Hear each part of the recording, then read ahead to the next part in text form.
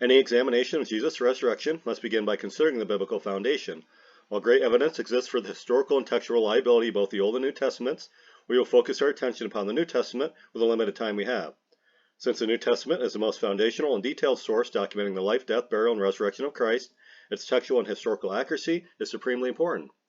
If its existing ancient copies are textually inconsistent, then we cannot be certain we're currently reading the same gospel account the original authors and ultimately God intended for us to read. Further, if the New Testament is historically unreliable in even one instance, then we have a strong additional reason to doubt the truthfulness of the gospel news, which was supposedly inspired by a flawless and omniscient God.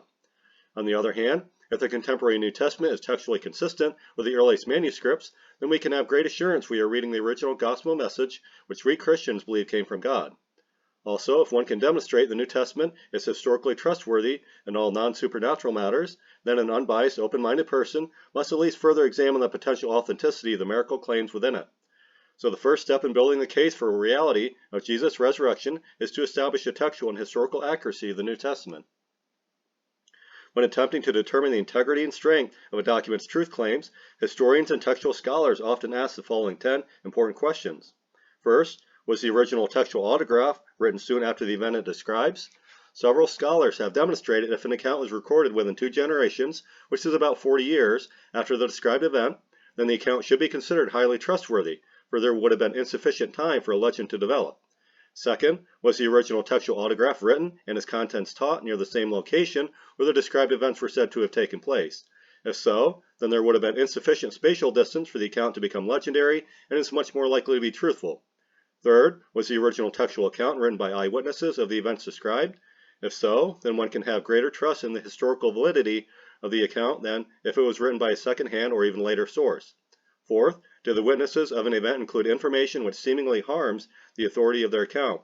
If embarrassing information is included, then one can conclude the writer is attempting to be honest and therefore more historical. Fifth, were there multiple independent eyewitnesses of the same event? The independent writings of several separate eyewitnesses are generally more trustworthy than a single source. Sixth, have hostile witnesses confirmed in writing the events described by those approving of the event? If so, then the event is certainly historical, for an enemy source will not admit anything in writing that is against their favor. Seventh, is there concrete archaeological proof for a recorded event? If physical evidence exists, then the historical accuracy of an account cannot be reasonably denied. Eighth, if no textual autographs exist, then how soon were copies made after the original writing?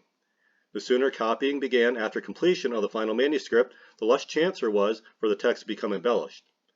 Ninth, how many early copies of an original manuscript exist? Historians generally have increasing confidence in the reality of the events described as more early copies are discovered. And finally, how do the existing copies compare with one another? If we possess many nearly identical copies, then we can have great confidence in their textual faithfulness to the original manuscript. By asking and answering these essential questions, the textual accuracy and historicity of the New Testament can be positively verified. In fact, if one honestly examines the evidence, they must conclude the New Testament is the most trustworthy text from the ancient world.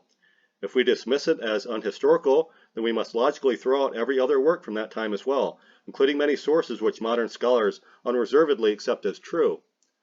The next session will explain why we, based upon the fundamental tests applied by historians and textual scholars, can be confident the New Testament is a highly trustworthy document.